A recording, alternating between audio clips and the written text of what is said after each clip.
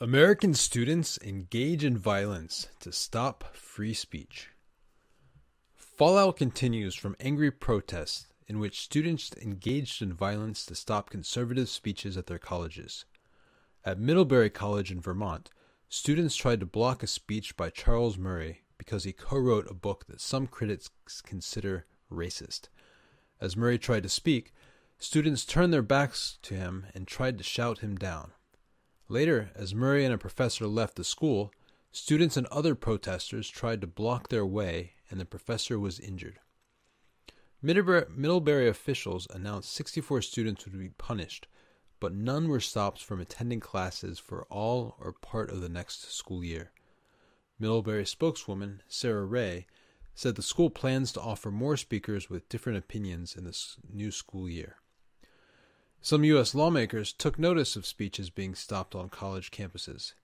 Senator Chuck Grassley is the Republican chairman of the Senate Judiciary Committee. He said that colleges need to do more to punish those involved. Many students erroneously think that speech that they consider hateful is violent.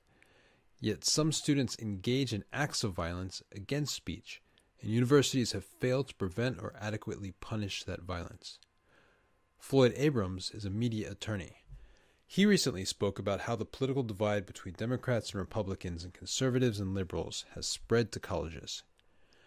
Too many people are unwilling to listen to ideas with which they disagree, and that is a problem which only has a long-term solution, but is one I suggest to you that we should really start to address now. Naweed Thomas is vice president of Berkeley College Republicans. He said it is not easy being conservative or Republican at Berkeley.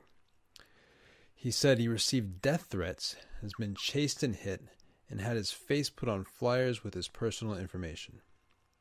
A professor at Evergreen College in the western state of Washington said he was threatened after he refused to participate on a day in which white students and employees were asked to stay away from the college. Organizers said the day was meant to help people better understand racism. While the University of Missouri has seen a decrease in students following the 2015 protest, other students where protests have taken place continue to be popular with students. The University of California, Berkeley, and Yale University have reported increased enrollments, although Yale had protests in 2015 after two university officials said it would be okay for students to wear costumes, even if they offended some other students.